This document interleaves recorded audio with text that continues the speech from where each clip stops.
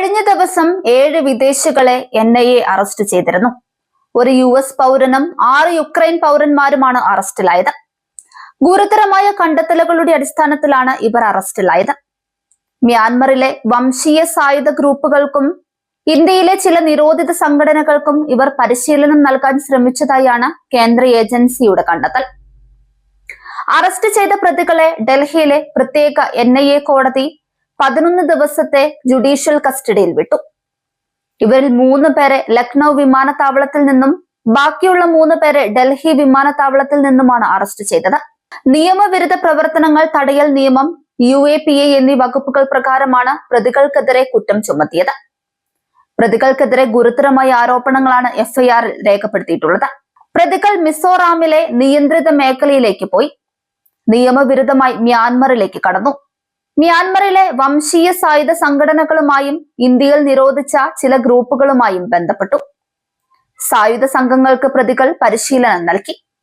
പ്രതികൾ ഇവർക്ക് ആയുധങ്ങൾ നൽകിയതായും ഡ്രോൺ പരിശീലനം നൽകിയതായും FIR-ൽ പറയുന്നുണ്ട്.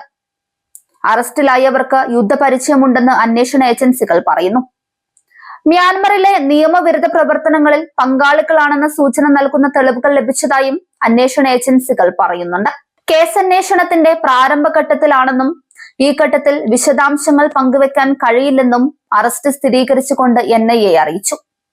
പ്രതികൾ യൂറോപ്പിൽ നിന്ന് ഇന്ത്യയിലേക്ക് വലിയ തോതിൽ ഡ്രോണുകൾ ഇറക്കുമതി ചെയ്യുകയും മ്യാൻമറിൽ സൈനിക ഭരണകൂടത്തെ എതിർക്കുന്ന സായുധ ഗ്രൂപ്പുകൾക്ക് ഉപയോഗിക്കുന്നതിനായി അവ എത്തിച്ചു നൽകുകയും ചെയ്തതായി NIA അറിയിച്ചു. നിരോധിത ഇന്ത്യൻ കലാപകാരികൾക്ക് ആയുധങ്ങളും പരിശീലനവും നൽകി ഈ ഗ്രൂപ്പുകൾ പിന്തുണയ്ക്കുന്നതായും സംശയിക്കുന്നുണ്ട്. ഇവർ 2025 ഡിസംബർ 18-ന് UAE-യിൽ നിന്നാണ് ഇന്ത്യയിലെത്തിയത്. അവർ ആദ്യം മിസോറാമിലെത്തി.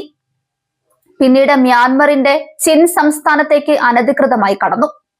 തിരിച്ചു വരുമ്പോൾ അവർ ലക്നൌവിലെത്തി ഒരു ഹോട്ടലിൽ താമസിച്ചു.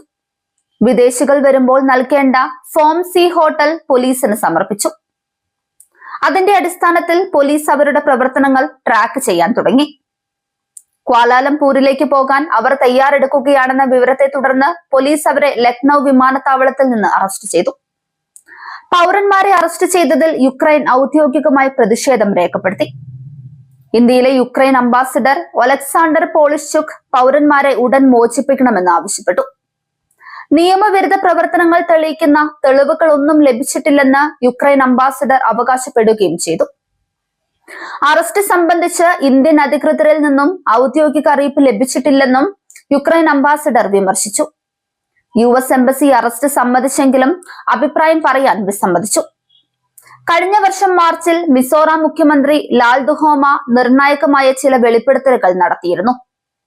2024 ജൂണിനും ഡിസംബറിനും ഇടയിൽ ഏകദേശം 2000 വിദേശികൾ മിസോറാം സന്ദർശിച്ചുവെന്നാണ് മുഖ്യമന്ത്രി പറയുന്നത്. അവരിൽ പലരും വിനോദസഞ്ചാരികളായി വന്നവരല്ലെന്നും സംസ്ഥാനം അത് ശ്രദ്ധിക്കാതെ പോയെന്നുമാണ് മിസോറാം മുഖ്യമന്ത്രി കഴിഞ്ഞ വർഷം മാർച്ചിൽ പറഞ്ഞത്. മ്യാൻമറിലേക്ക് പോകുന്ന വിദേശികൾ മിസോറാമിനെ രഹസ്യമായി ഒരു ട്രാൻസിറ്റ് റൂട്ടായി ഉപയോഗിക്കുന്നുണ്ടെന്നും ഇത് കേന്ദ്രത്തിന് വലിയ ആശങ്കയായി മാറിയിരിക്കുന്നുവെന്നും അദ്ദേഹം പറഞ്ഞു. ചില വിദേശികൾ ഇന്തോ മ്യാൻമർ അതിർത്തി കടന്ന് അയൽ രാജ്യമായ ചിൻഹിൽസിൽ പ്രവേശിച്ച് അവിടുത്തെ വിമത ഗ്രൂപ്പുകൾക്ക് സൈനിക പരിശീലനം നൽകിയതായി ലാൽ ദുഹോമ ആരോപിച്ചിരുന്നു. വിദേശികൾ മിസോറാമിനെ ട്രാൻസിറ്റ് റൂട്ടായി ഉപയോഗിക്കുന്നത് കേന്ദ്രത്തിന് വലിയ ആശങ്കയായി മാറിയിരിക്കുന്നുവെന്നും അദ്ദേഹം നിയമസഭയിൽ പറഞ്ഞിരുന്നു.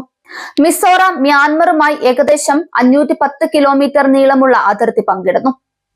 അരുണാചൽ പ്രദേശ്, മിസോറാം, മണിപ്പൂർ, നാഗാലാൻഡ് എന്നിവിടങ്ങളിലൂടെ കടന്നു പോകുന്ന 1643 കിലോമീറ്റർ ഇന്തോ മ്യാൻമർ അതിർത്തിയിൽ മുഴുവൻ വേലി കെട്ടാൻ കേന്ദ്രം തീരുമാനിച്ചിട്ടുണ്ട്.